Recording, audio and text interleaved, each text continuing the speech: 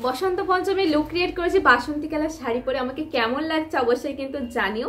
And আজকের video পুরোটাই কিন্তু বসন্ত পঞ্চমী লুক ক্রিয়েটের উপর হতে চলেছে। তো চলো দেখতে থাকো আমি এই লুকটা কেমন ভাবে ক্রিয়েট করেছি, স্টেপ বাই স্টেপ তোমরা দেখতে থাকো। চলো। সো ভিডিও স্টার্ট করার আগে আমার ইন্ট্রোটা দিয়ে দিই। হাই গাইস, আমি ইস্যু আর একটা নতুন ভিডিও তোমাদের সবাইকে স্বাগত। দেখো সামনেই আছে বাঙালির একটা প্রিয় উৎসব সরস্বতী পুজো। অ্যান্ড আজকের ভিডিওটা বেসিক্যালি সরস্বতী পুজোর লুক ক্রিয়েটের উপর হতে চলেছে। সরস্বতী পুজোতে আমরা প্রত্যেকেই চাই আমাদেরকে সুন্দর দেখাক অ্যান্ড লুকটাকে অ্যাট্রাকটিভ করার জন্য আমরা দারুণভাবে সাজ। কিন্তু মেকআপ করার কিছুক্ষণ পর দেখা যায় যে আমাদের মেকআপ গলতে শুরু করে, কালো হয়ে যায়। সো যার জন্য এই ভিডিওটা বানানো।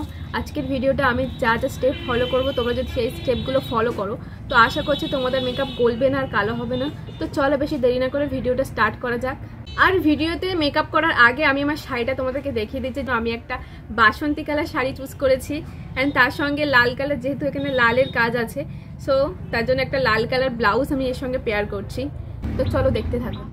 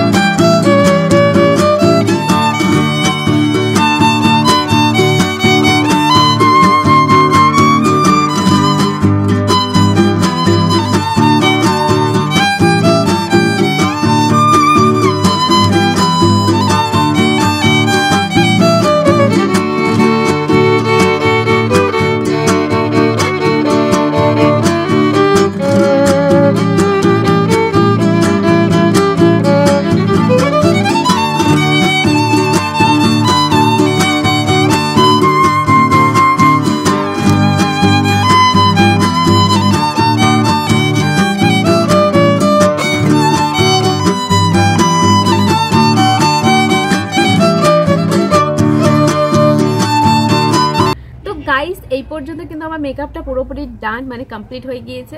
সো আমার মেকআপ লুকটা কেমন হয়েছে অবশ্যই কিন্তু কমেন্ট করে জানিও। আর এখন হচ্ছে শাড়ি পরার পালা, তো চলো শাড়িটা পরে ফেলি। তো গাইস আমার কিন্তু শাড়ি পরা কমপ্লিট, এখন শুধু আমার হেয়ার স্টাইলটা বাকি আছে আর বাকি রয়েছে জুয়েলারি পরাটা। তো চলো ফার্স্টে জুয়েলারিটা পরে নিই। তো আমি এই যে রেড কালার যে দেখতে পাচ্ছ, রেড অ্যান্ড গোল্ডেন কালার, এই হারটা আমি পরছি। গাইস দেখো পরে ফেলেছি, মানাচ্ছে তো শাড়িটার সঙ্গে হারটা। এটার সঙ্গে পরে নিচ্ছি এই যে ইয়াররিংসটা।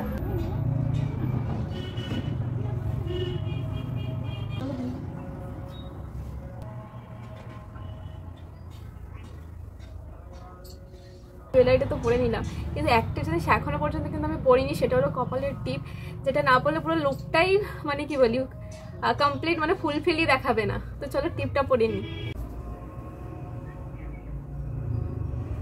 তো এবার বলো আমাকে কেমন লাগছে, ইতনা সুন্দর লাগ রही है।